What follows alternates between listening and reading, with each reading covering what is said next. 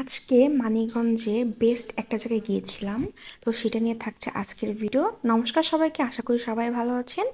সকাল সকাল আবার আজকে প্রাইভেট ছিল, তো সকালবেলা উঠেই প্রাইভেট যাওয়ার জন্য রেডি হয়ে পড়েছি। আর ওই যে দেখা যাচ্ছে কৃষ্ণচূড়া গাছ, এই সময় কৃষ্ণচূড়া গাছগুলো দেখতে খুবই সুন্দর লাগে। এরপর আমার বান্ধবী আমার জন্য আমের শরবত করে নিয়ে এসেছিলো। প্রাইভেট শেষে এটা খেয়েছি।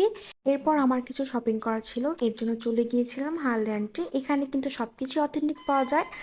আর এখানে আপনার স্কিন বা কোনো ধরনের প্রবলেম হলে সেই অনুযায়ী সাজেস্ট করে যে কোনটা আপনার জন্য উচিত বা উচিত না। তো এখানে আমি শপিং করা শেষ করে বাসায় চলে এসেছি। এরপর আসার সময় আমি সমোসা নিয়ে এসেছিলাম সবার জন্য, সেটা খেয়েছি।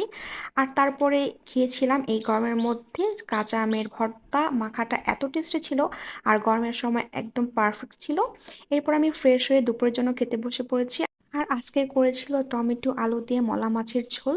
এই ঝোলটা আমার কাছে অনেক ভালো লাগে। দুপুরবেলা এটা দিয়ে শুধু ভাত খেয়েছি, আর অন্য কোনো কিছুই নিইনি। দুপুরের খাওয়া দাওয়া শেষ করে বিকালবেলা একটু বের হয়েছিলাম আইসক্রিম খাওয়ার জন্য, সেটার কোনো ভিডিও ক্লিপ নিইনি। বাসায় এসে রাত্রে খেয়েছিলাম নুডলস। বেশ অনেক দিন পরে নুডলস খেয়েছি, এত টেস্টি ছিল নুডলসটা খেতে। অনেক ভালো লাগতেছিল যে এতদিন পর খেয়েছি, এর জন্যই হয়তো নুডলসটা খেতে এত ভালো লাগছিল।